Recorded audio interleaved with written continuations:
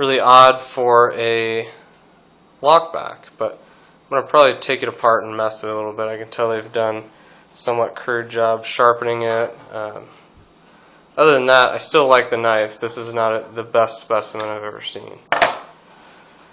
Let's see, I've got just a cheap neck knife here. This is I think I got it at Big 5 or something. Just like a Marine's, just basic little knife, but it's super lightweight, and I take it with me when I run. It's great for that. This is a K-Bar d'Escobar, which is a Frankenstein knife, if I ever heard of one. I've got the clip there. This one typically rides in my LBV.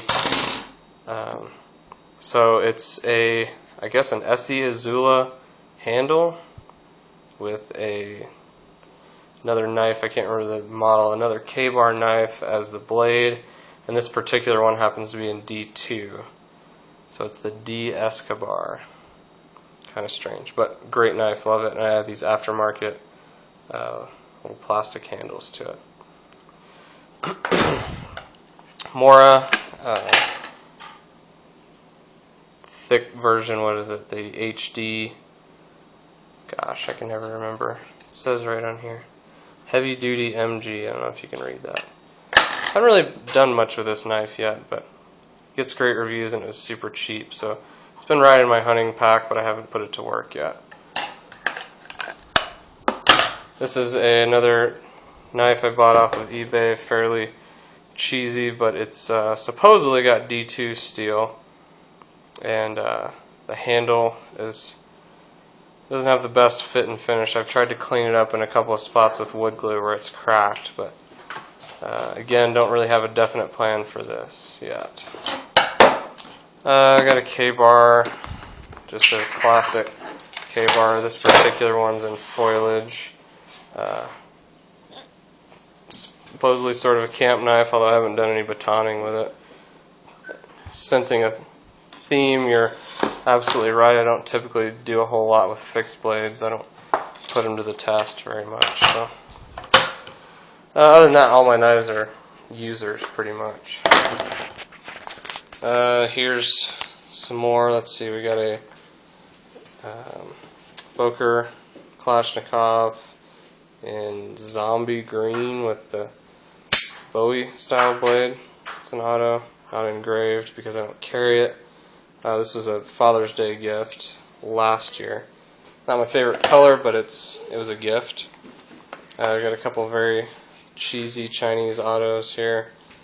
Not much to say about them other than they're autos. I don't carry them. They're kind of interesting. Same story here. Woo. Let's see. What else do we have?